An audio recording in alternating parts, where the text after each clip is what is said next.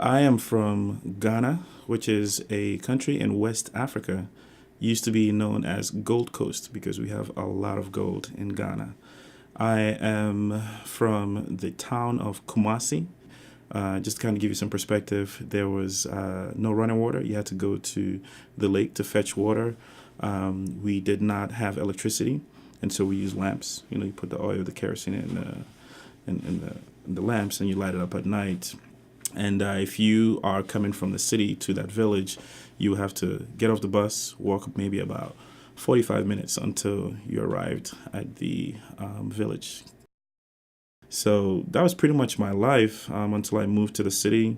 Attended school there again till I was 14 at that time when I moved here to the United States, specifically to the Bronx in New York City. So that was quite a culture shift for me.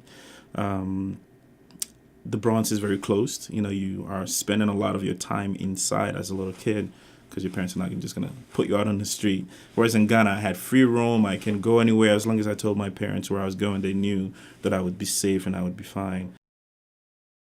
The opportunity to experience all this diversity was quite a lot to take in at first. There were a lot of cultural barriers as far as communication because I grew up under the British system. The British colonized Ghana and we spoke the British English. But in America, they speak American English. So I would pronounce water, water.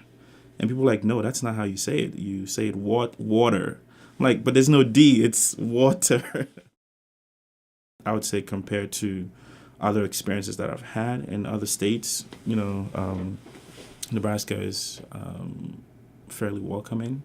I've never felt like I've been treated differently because of my ethnicity or nationality. I feel like everywhere I've gone, I've been welcomed, and especially on Doane campus, like people have been so welcoming and open to working with me, and I've never experienced anything, where I was like, oh my goodness, I can't work here, I need to leave. Diversity is not just ethnicity or skin color or race. There's diversity in thought process, diversity in ability and disability, and so whenever I meet a student or whenever I'm working with a student, I always try to see them as an individual.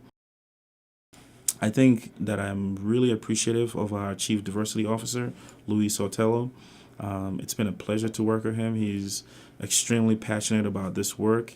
And, the work that we're doing right now with the Diversity, Equity, Inclusion Committee, we are looking at everything, not just do we need to recruit. We're looking at recruitment practices. We're looking at resources. We're looking at access. Like what things do we have here that, number one, makes it easier for us to recruit and retain students of minority backgrounds and have more diversity on campus.